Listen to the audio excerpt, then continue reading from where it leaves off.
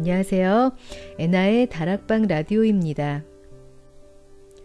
계절의 흐름과 변화 안에서 자연은 우리에게 참 많은 말을 건넵니다.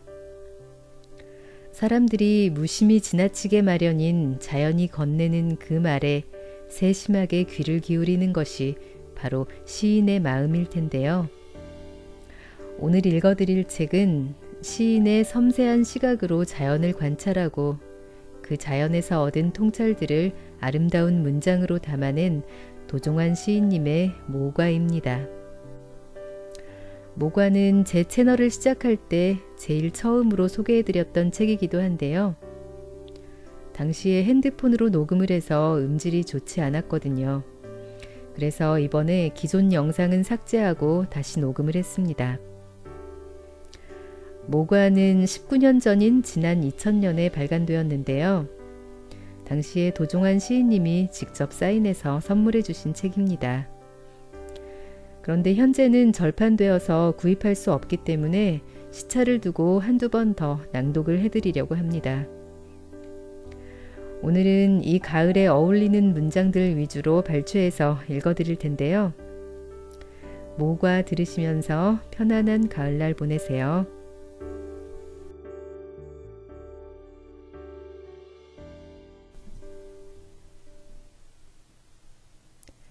상처를 안고 여기까지 왔구나. 모과 몇 알이 연두빛에서 노란빛으로 바뀌어가며 있고 있습니다. 올 여름에는 비가 많았습니다. 여러 날을 그치지 않고 비가 내리는 날도 많았고 가지를 금방이라도 꺾어버릴 듯한 거센 바람이 부는 날도 많았습니다. 가을이 깊어가면 더 이상 태풍은 없겠거니 생각하고 마음을 놓게 되는데 올해는 가을 거지를 할 때가 되어서도 태풍 때문에 마음을 졸여야 했습니다. 그래서 그런지 집 앞에 심어져 있는 모과나무는 여름을 지내며 많은 잎들이 병들기 시작했습니다. 이파리에 검은 반점이 생기고 그 반점들은 점점 많아졌으며 다른 이파리들로 옮겨갔습니다. 가을에 들어섰는데도 열매는 잘 보이지 않았습니다. 나뭇잎들이 병들어 올해는 모과가 하나도 열리지 않는가 보다 하고 혼자 생각했습니다. 그런데 추석을 지내고 보니 가지 위쪽으로 모과 몇 개가 보이는 거였습니다. 나는 그 모과 몇 개가 참 대견스러웠습니다. 병든 이파리들 속에서도 병들지 않는 열매를 키우고 있는 바로 그 점이 대견스러웠습니다. 상처가 있으면 있는 대로 그래도 열매를 키우는구나. 상처를 안고 그래도 여기까지 왔구나 하는 생각이 드는 거였습니다. 모과 몇 알은 가을이 우리에게 어떻게 오는가, 과일 하나를 결실에 이르게 한다는 것이 무엇인가를 생각하게 합니다. 참으로 못생긴 과일 몇 개를 키우기 위해 모과나무가 얼마나 많은 것을 참고 견디고 이기며 살아왔는가를 생각하게 합니다. 그렇게 못생긴 과일이 어떻게 깊은 향기를 갖게 되었는가를 알게 합니다. 못생긴 과일이 간직한 깊고 단 향기는 모과나무가 견뎌온 뜨거운 날들과 이 세상 모든 것들이 다 잠든 밤 아무도 돌봐주는 이 없는 깜깜한 어둠 속에서 모진 비바람과 싸워오면서 이를 악물고 참아낸 보상으로 스민 향기였던 것을 생각합니다. 그러는 동안 잃어버린 잎들도 많았고 병들어 제 빛깔을 잃은 잎들도 많았지만 상처는 상처대로 안고 상처의 흔적은 흔적대로 몸에 지닌 채 모과나무에게 가을은 온 것입니다.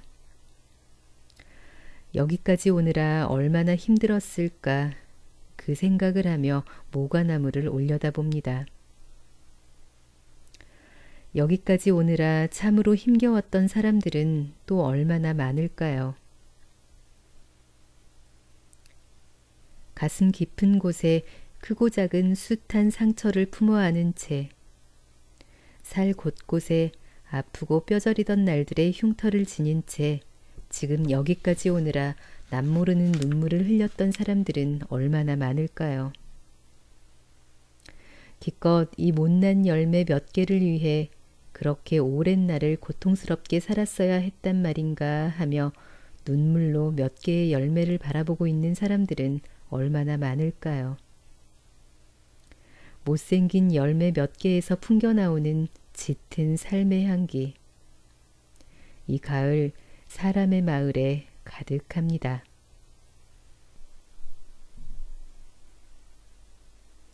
풀벌레 울음소리에 잠 못 드는 가을밤. 밤이 깊어가면서 풀벌레 울음소리만 점점 더 길어진다.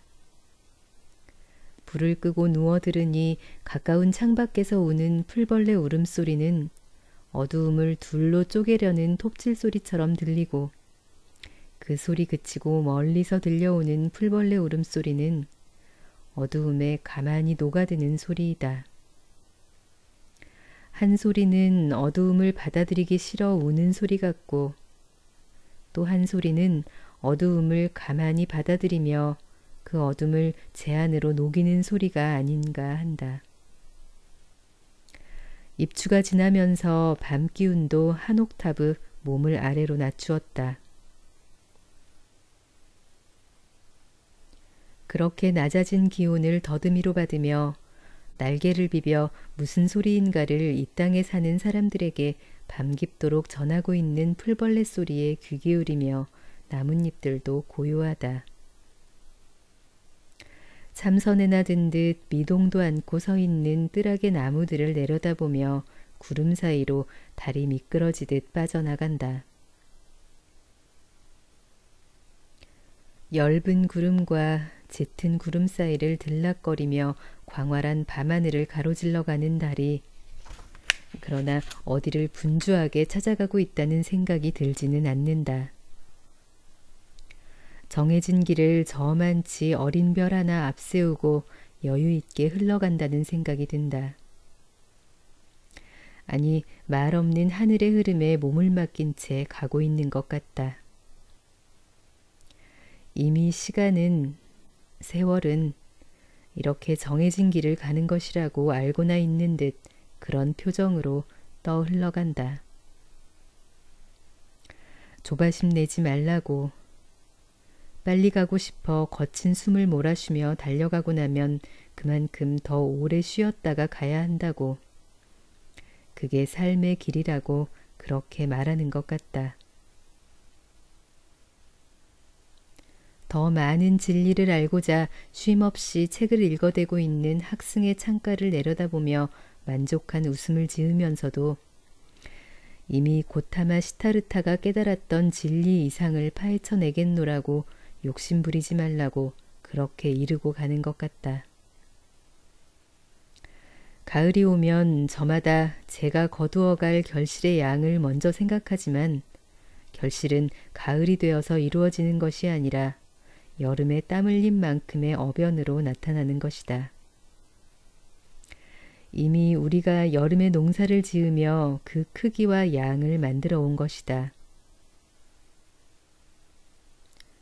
땀을 쏟아붓지 않은 만큼의 결실을 바란다는 것은 얼마나 이기적인 욕심인가.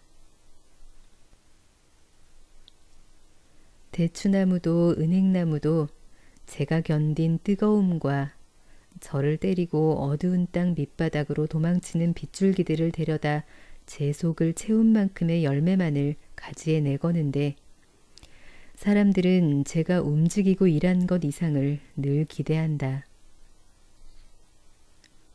먼저 일하고 나중에 결과를 기다리기보다 결과를 먼저 헤아려 보고 일할 것인가 말 것인가를 정하려 한다.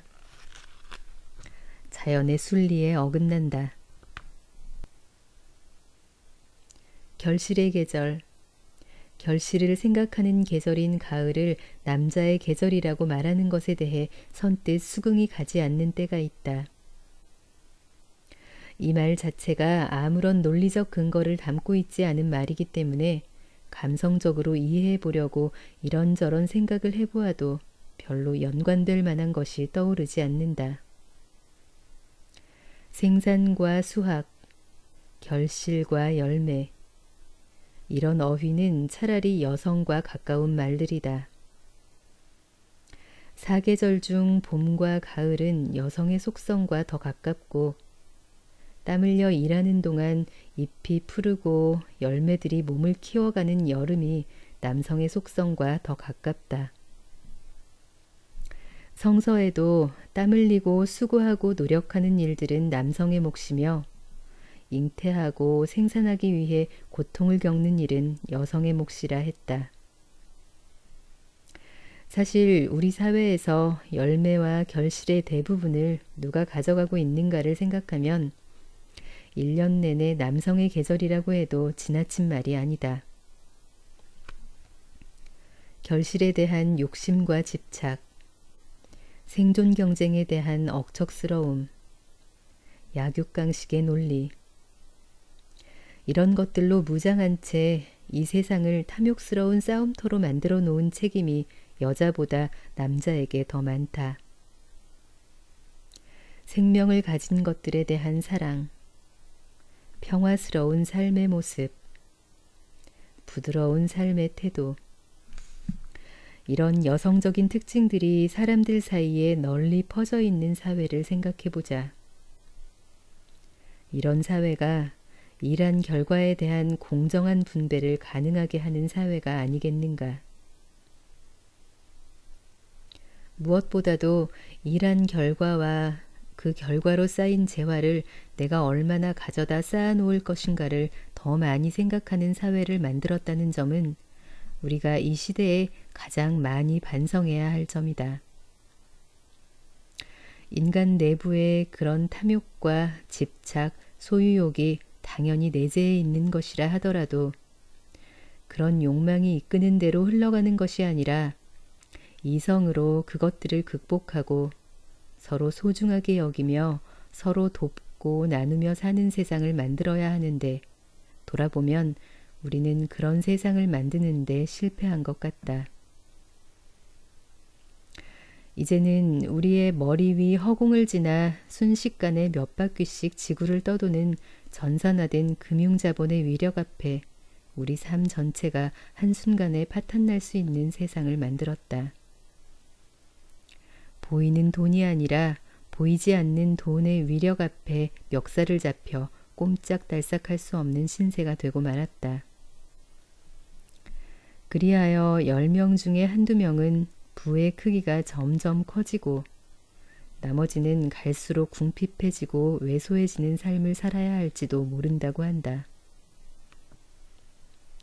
결실의 계절은 다가오는데 깊은 밤 풀벌레 울음소리를 들으며 생각해보는 이런 씁쓸한 생각은 단순히 계절 탓만은 아니다. 세상이 너무도 달라지고 있고 살아가는 일은 갈수록 팍팍해지는데 달만 너무도 아름다워서가 아니다.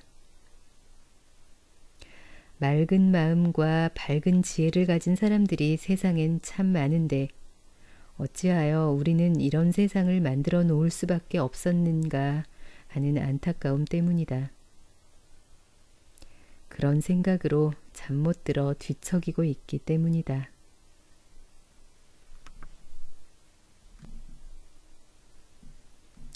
곡선의 집들은 반듯한 직선의 목재로 지어졌다.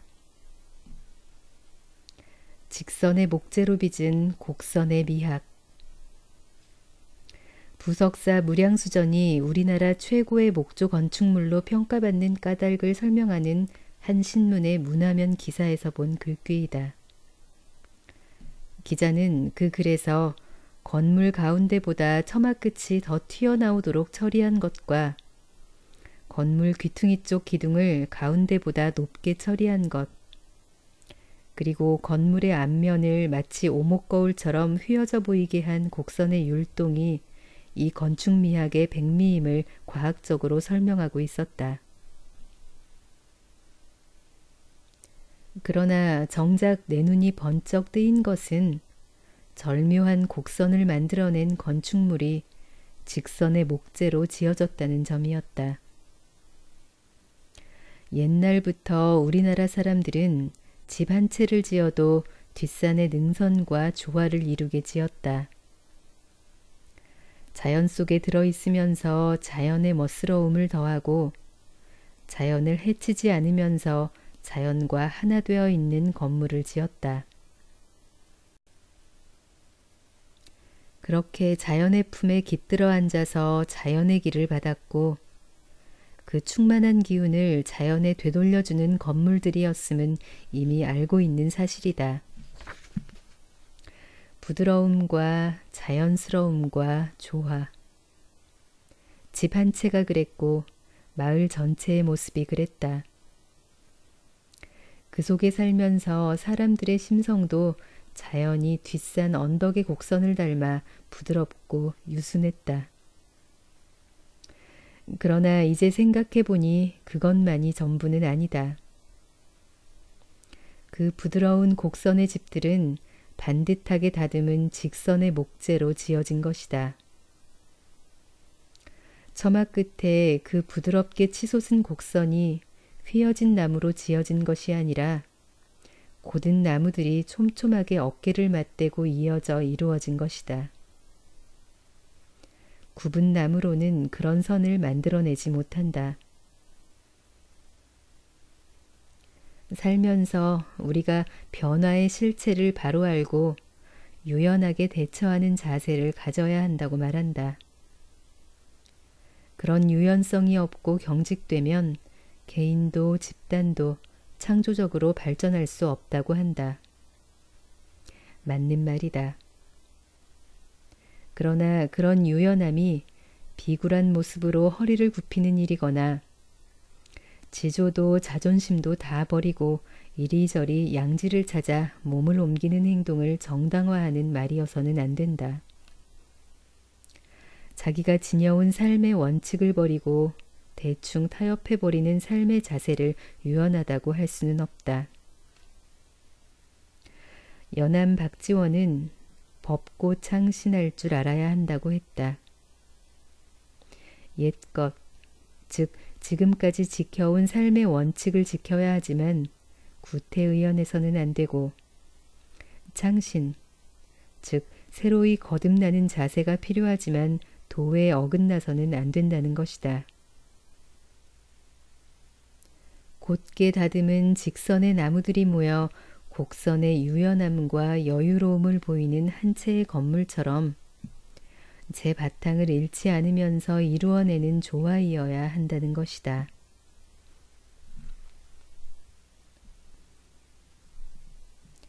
지는 꽃은 욕심이 없다. 저녁바람이 라일락 나뭇잎을 일제히 뒤집는다. 일이 잘 안 풀려 마음이 복잡해지고 삶이 버겁게 느껴질 때면 나는 창가로 간다. 그리고 창밖의 나무들을 오랫동안 쳐다본다. 아름다운 꽃들은 지고 없다. 꽃 한 송이를 피우기 위해 견뎌온 나날들을 생각하며 나무는 바람 속에서 얼마나 애가 탔을까.